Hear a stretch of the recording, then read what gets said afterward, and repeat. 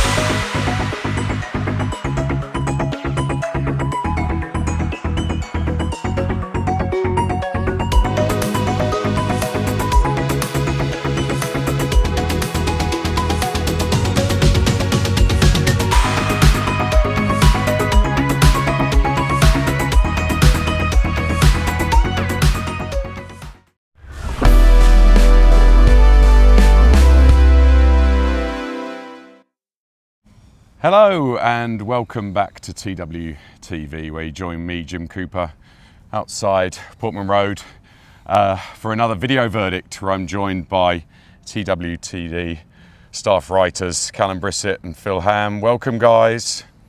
Welcome. Hello. Yes. Hello. Yes, it's all a bit despondent, isn't it? Isn't it really? I think this is the week, this is our 10th show, and therefore Ipswich's 10th game, and maybe this is the week we thought we'd be standing here with lots of smiles, but let's try and get a bit of positivity, or let's give our viewers, a real good insight to today, if that's okay. So let's start off with you, actually, Kallum. Let's start with you. Can I have a quick overview of the game and key events, please, and then we'll look at the lineup.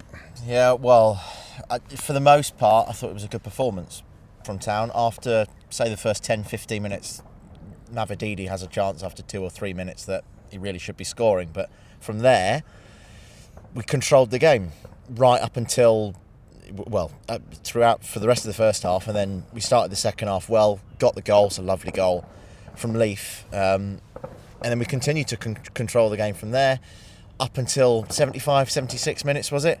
Where we have the penalty incident where people think that we should have had a penalty, of which I agree. Phillips gets sent off for a second yellow immediately after that, and the momentum swings, and it ends up with another late goal, just like last week, and we miss out on 2 more points. And that's the key moment, that penalty incident and the red card. That's what we'll come away from today talking about. And miss out that huge momentum that was building in the fan base. You could feel it. The atmosphere was incredible today. I've been coming to Portman Road for a long time, and after the goal and that period of time where, as you say, we were dominant, it was incredible. Before we go over to get Phil's view, can we just step through the lineup today, please, Kallum?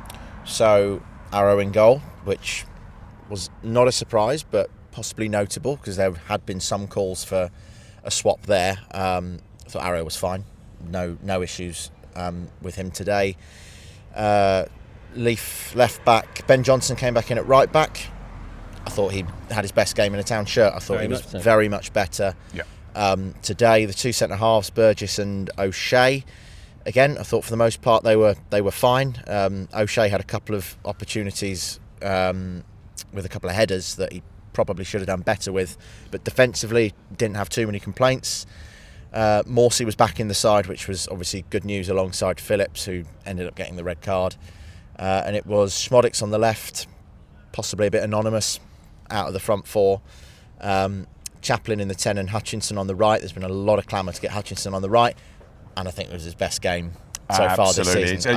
On the TWTV, on the forums, lots to talk about playing Hutchinson on the right, and it was working, causing a lot of issues, I think. And just close out then, please. And then Delap up front. I just want to mention Connor Chaplin. I thought Chaplin, his best performance of the season as well, showing that maybe he can make the step up to the Premier League himself. A couple of games for him in a row. So, yeah, I thought those 2 in particular were good performances. I thought they were solid performances across the park. And as a team, it's just obviously really disappointing the way it ended. Yeah. And passing over to Phil. Phil, I actually thought myself, for the first 10 minutes of the game, I was sitting there going, we are really not at the right level here. I thought Leicester looked, to the man, better quality across the pitch. And then we suddenly flipped it, didn't we? And people like Connor Chaplin, who's played in League One, suddenly was looking like one of the best players on the pitch. You talk more about your overview of the game, what you put in the match report, please. Yeah, well, I think that's true.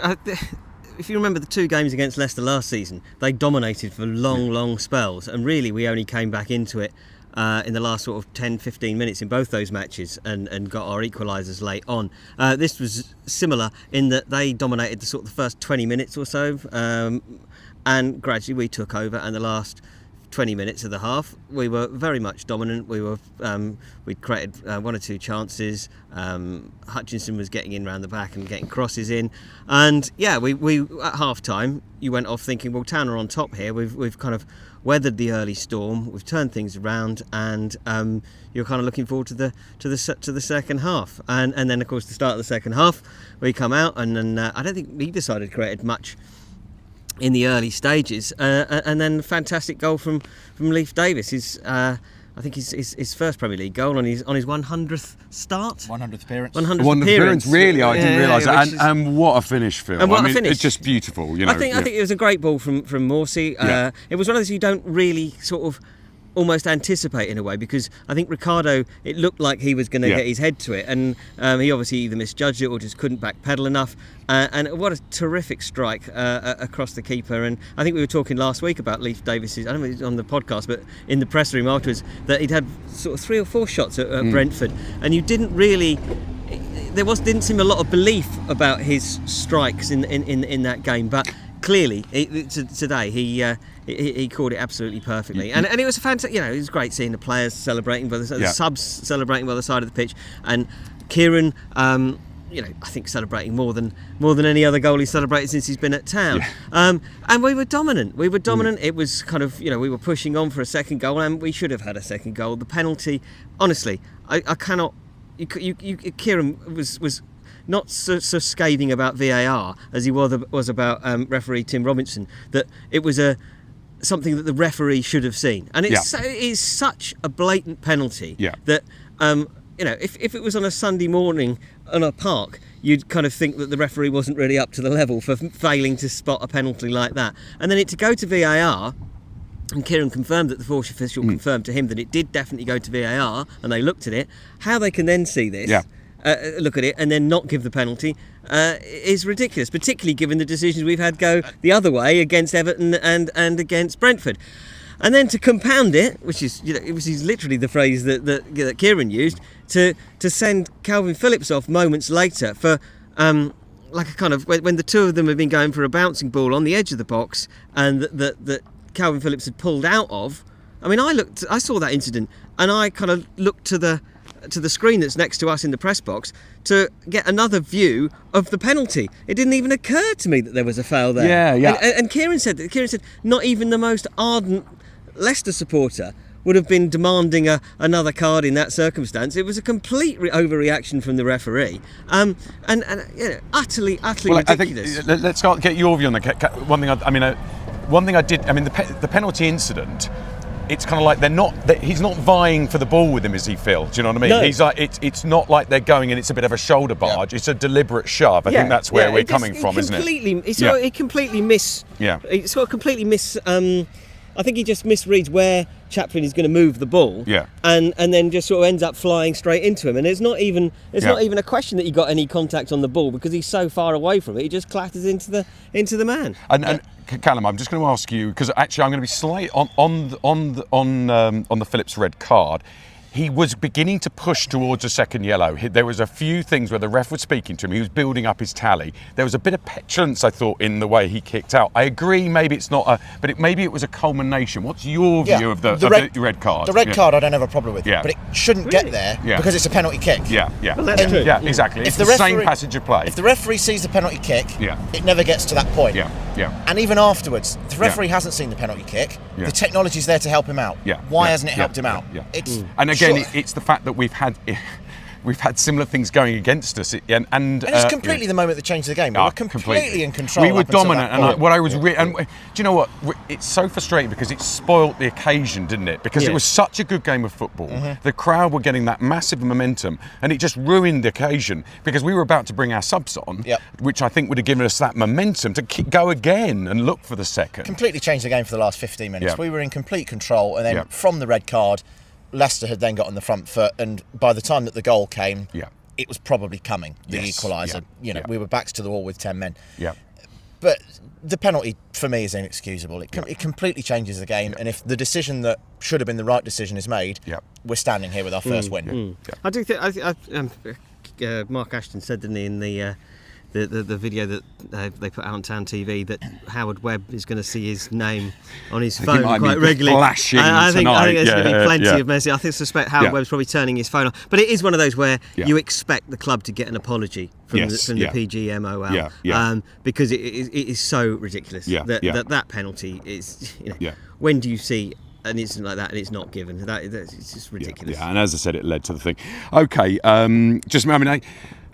we did try to see it out, didn't we? You sort of knew who was, and I think we were seeing it out. They weren't, with the exception of the one which Burgess cleared off the line, didn't he? Which was sensational, by the way. I've seen that back. Exactly. I was already writing down it was a goal. I think it was when he managed to clear it with his calf. And the way the lower churchmen's or lower Serafi were celebrating like it was a goal. It was that such a good of a block, clearance. It's fantastic. But they hadn't had many opportunities. It wasn't. And Kieran McKenna said this in his press conference, that it wasn't. That they'd learned lessons from Brentford to some extent, in that there weren't as many chances for the opposition in very similar circumstances, and and you thought we were just about riding it out, and then again the goal that Leicester scored, we could quibble that again as was Morsey fouled, because there were similar. And I talked to an ex-player after the game, and he said, well, there were challenges like the one that was made on Morsey, made all over the pitch throughout the game, where the referee would give a foul. This is a theme for me this season. There's just sometimes we're just not being given fouls in the middle, and then they're going against us. It's becoming frustrating. And it was a very nicely worked goal from a Leicester perspective, but I think and we'd got Morsey had got us in a good position there, hadn't he? It was a terrific sort of he blocked and then he'd moved it away, and it's just so frustrating. You can sense, guys, he's frustrating because this could have been the moment. I think it could have been our moment to build in the season. It felt like the moment, didn't it? It felt like we were on our way. And the moment that we're in now, it feels like it could well be season defining. I think that's the problem. I mean, I really do trust in McKenna. We've got a section with Carlos Edwards after this. He picks out the fact that he believes McKenna can build up. He's got the capabilities to build it up, but it becomes tougher and tougher, especially after the Brentford, which was similar, wasn't it? I mean, 2 late goals in 2 weeks. We're still sat here without a win. How do you bounce back from this? It's difficult. Let's pick out some. So I agree with you, John. I have been concerned about Johnson's performances, specifically West Ham away and some of the pre-season. He was really good. Much better. That was great. Muric, I think there was a couple of times maybe where his distribution isn't quite quick enough, but he claimed the ball, good saves in there. We're happy with that. Any other performances to pick out before we move on? Hutchinson. I mentioned Hutchinson and Chaplin for me, those two. I mean, in the first half in particular, I was saying to you about how Hutchinson on the right does look a completely different player to what he's been previously this season.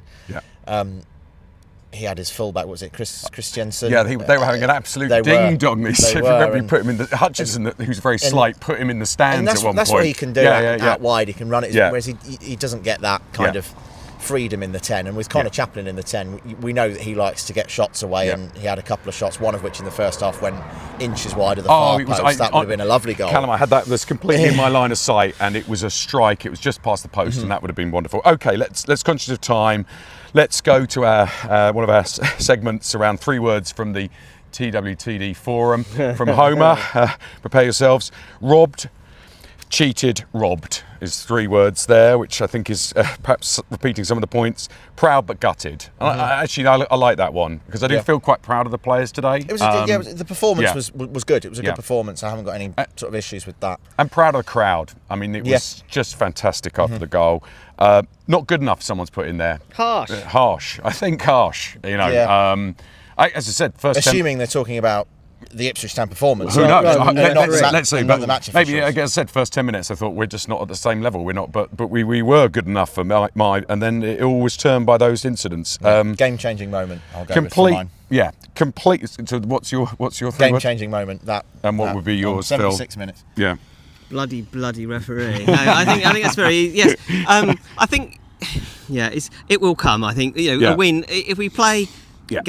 We're not going to get, you'd hope, refereeing situations like this too often, and I think we will play like that in other games, and we will win. And I think we just, at the moment, and you could see perhaps the frustration from Kieran, the way that he was kind of geeing the crowd up, particularly when we went down to 10 men, and the way he celebrated the goal. I think there's this obvious frustration at the moment that we haven't won, because I think there have been a number of performances that have deserved wins, and I think we have deserved more overall, and we certainly deserved more today. It was probably our best performance. I think Chaplin, as last 2 games, has come into that role, and I think has performed well, and it's allowed Kieran to be able to put Hutchinson out into that right-sided role, and which obviously where we also lost Ogbene this week, so for the season, so yes, I think for all the frustration and annoyance, we didn't lose. Kieran pointed this out in his presser as well. It feels like a loss, but we didn't 10 lose. games in, but it's 5 draws, 5 losses. We've managed to get 5 results draws in half the games, and so. Yeah, so I think there are a lot of positives to be taken from the display overall. Once we kind of may I finish by sort of saying this patch direct together team's actually working fairly well, isn't it? In terms of it's moved Hutchinson to the right. I thought Burgess was brilliant today. And O'Shea's work. They're a nice partnership there. They were quite dominant in the air at times, I think. Okay, let's begin to close it out by looking at the survival league around us. And basically, I just wanted to mention Forest, because I think at the start of the season we thought Forest might be down in our survival league. They're really not, because they've beaten West Ham 3-0 today and now are really high up the table. But Saints have got the win. So they've beaten Everton 1-0 at home. But still behind us. Yes, still behind us, which is good news. Wolves and Palace were 0-0. That would mean Wolves are still winless. And that means that we are in the bottom 3, but we're 18th. And again, as I said, we're winless with Wolves only now. But we go forward and we look ahead. We're off to, I think, one of the world's best football stadiums next week. Looking forward to the swankiness of the Tottenham Stadium, which will be a real tough test.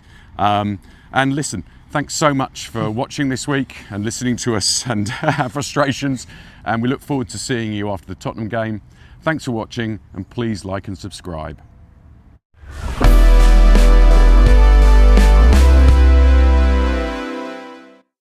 Okay, welcome back to TWTV, where you join me, Jim Cooper. Slightly different location outside Portman Road, and I'm joined by former Ipswich player Carlos Edwards. I still remember that great goal you scored at Derby, Carlos. It was a special moment. But anyway, great to have you on. Tell us a little bit about what you've been doing at the club today, please. Obviously, Sam Milton and Matty Holland and them boys brought me on board in the beginning of the season to do a bit of commercial stuff with the sponsors side of things, and just to meet and greet people, to make them feel welcome at the club. So this is what I do on a game day situation, and then obviously I'm trying to branch on to do a bit for the foundation to help and push the club forward. And the foundation seems to be going from strength to strength, exactly, so it's fantastic. Exactly. Yeah, we had Alan Lee on last home game, and he said the new lounges are quite something. So you've possibly been in there today. To be fair, I was up there today, and it's something really nice. It's a nice atmosphere where everyone can interact with each other.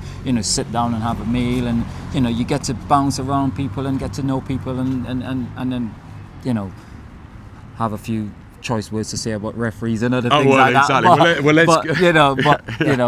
But it's really nice. It's a nice place. Obviously, if you get a chance to visit. Yeah, I'd sit just in front of it. Actually, we're looking up and longingly at the beautiful environment. So, listen, thanks for coming on the show. Bit of a gutting one today, wasn't it? From an ex-player's point of view, just sort of give a summary of Town's performance, and then. And the game. Thank you. Someone just walked through the camera shot there very helpfully. Right, go for it. Yeah. I know, but it's how to say, it's a bittersweet, is it? At the end of the day, you're thinking we're that close of getting our first 3 points for the season, and then things like that happen. But obviously, I've been on the both side of the barrel in terms of conceding late goals and then scoring late goals, and then you're thinking, it's one of those. But you can't fault the guys' performance. They've done everything possible to get that 3 points, and it could have gone either way in terms of the refereeing. We could all blame the referee, but at the same time, could have Morsey done a bit better leading up to that goal when he had the ball. But we could always point fingers at little details. But to say you could actually blame anyone for them conceding, I would say no, because the boys and they give a great shot. Yeah, I thought, we were discussing before we came on that, it is for me, for the first 10 minutes, we didn't look at the level with them, and I thought we were going to get a bit overrun. But what was really positive was how well the boys came up. Yeah. And ex-Championship League One players like Chaplin really started to get into the game. What do you think about the performance of some of the players? Who was standing out for you? To be fair, I think every individual stands out in terms of everyone that was put into the situation. We haven't had our full fit squad for a while. And the boys that stepped up, you can't fault them because they know what it is to put the Ipswich top on, and they're doing a great job. So obviously Dillap was my outstanding player for the season thus far. You had Leif Davis, obviously, who scored a great goal today, and you can't fault things like that. But to say, I think everyone is just picking themselves up and just going forward and all. Yeah, I mean, it's 10 games in, isn't it? And disappointing. Just to finish off, how could they have closed down the game? As you said, Morsey basically was up there. Could he have held it on? How would you, when you're down to 10 men, what are the tips to sort of close out a game and kind of get that 3 points? You've got to try and push the team as far away from your goal as possible.